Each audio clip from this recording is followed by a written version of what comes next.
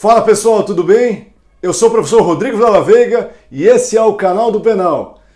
No vídeo de hoje vamos falar sobre o crime de peculato culposo, encerrando assim o artigo 312 do Código Penal. Mas antes, se você não é membro, por favor se inscreva no canal, deixe lá sua curtida e qualquer dúvida que você tenha, mande o seu comentário que eu sempre respondo.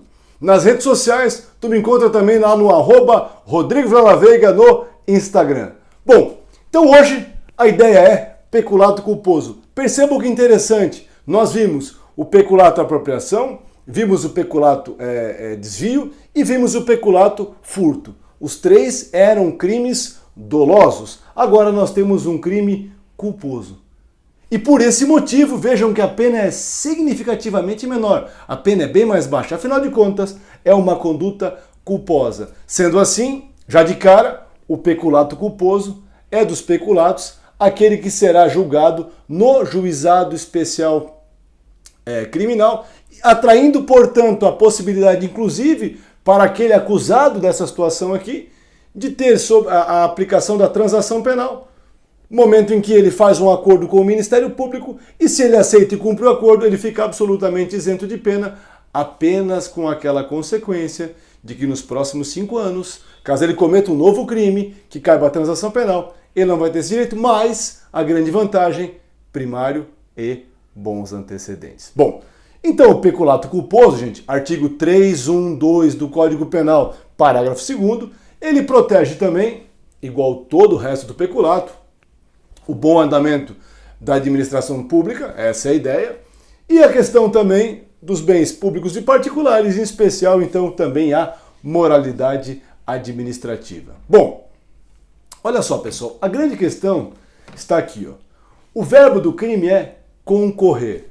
Então, percebam, o funcionário público no peculato culposo, ele concorre para que outrem cometa um crime. Presta atenção. Anota isso aí. O que está aqui com as setinhas vermelhas em amarelo é a grande questão desse crime.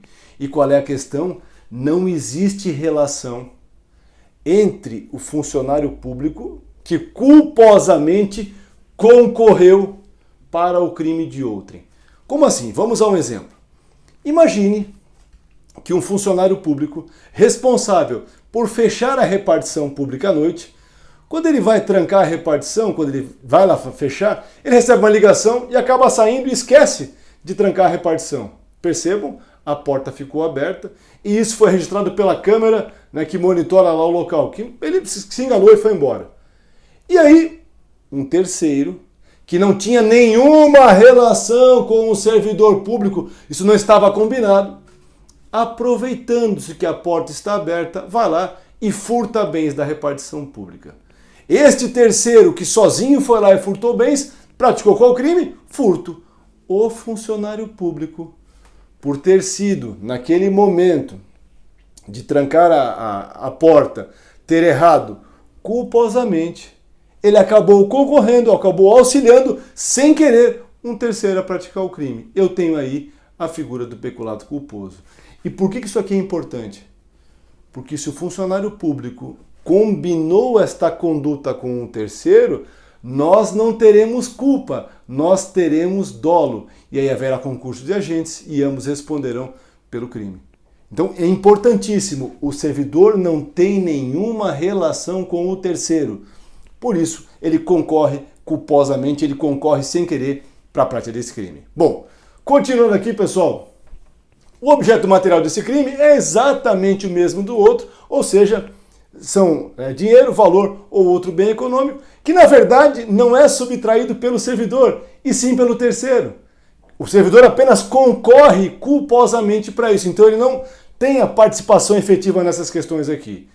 Bom, o elemento subjetivo, como eu falei antes, é a culpa, ou seja, no peculato culposo, o sujeito age com culpa e não com dolo. Isso aqui é essencial para a figura do peculato culposo. Bom, sujeito ativo, funcionário público, sujeito passivo, a administração pública. Como nos outros peculatos, a mesma questão, tá, gente? Olha só, importantíssimo aqui, tá? Importantíssimo aqui.